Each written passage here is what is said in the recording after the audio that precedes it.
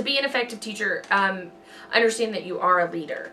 And for me personally, I feel like I'm most a leader whenever I'm really at the top of my game, whenever I'm looking at students as people rather than just students.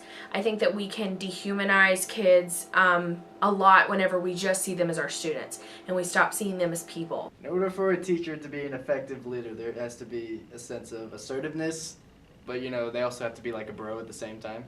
For a teacher to be a good leader, she has to like kind of be able to create a bond. She has to be social. She can't be like, I don't like kids around me. You have to be social. You have to be yourself, basically. Don't care what they think of you. Eventually, they're going to like you for who you are anyway. So if you want to be an effective teacher, be yourself, but at the same time, get the work done. You can't just be yourself and play around the whole time.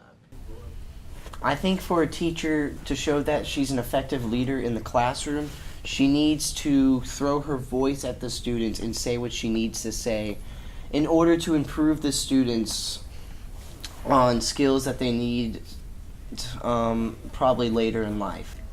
Also, a teacher, she can't be a total boss when she's in the classroom with the students. When you're being a complete boss to everyone and you can't let everyone do what they want, or you're just being mean, it really creates a negative expression on you for the students. So when you're leading an impressionable group of people like us, you need to be a little lenient with your rules and how you treat us.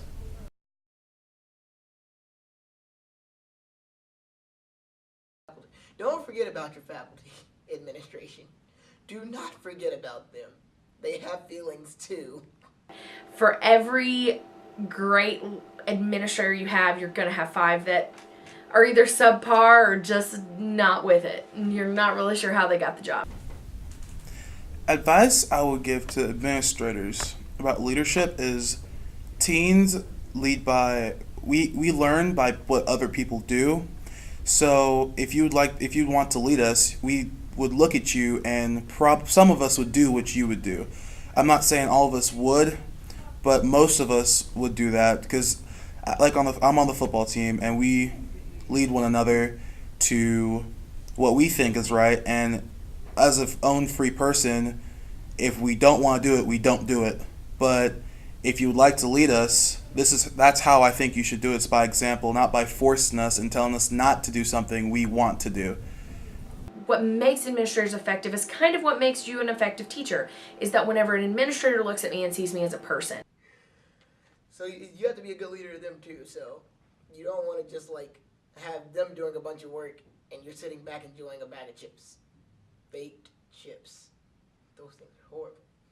I've always appreciated whenever administrators didn't try too hard to be my friend. When you're my friend, it's really hard for me to take criticism from you. You want to show your leadership, but you don't want to be like, oh, I'm better than you about it. You want to do it to make us want to be in that position one day.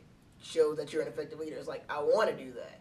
I think sometimes administrators in particular can think that they're being motivating with cupcakes and special prizes, and that's how they want us to motivate kids too, but that's very extrinsic motivation. And what we're looking for is intrinsic motivation, and so that's taking those moments to say, I want you to be better because I know you can be better.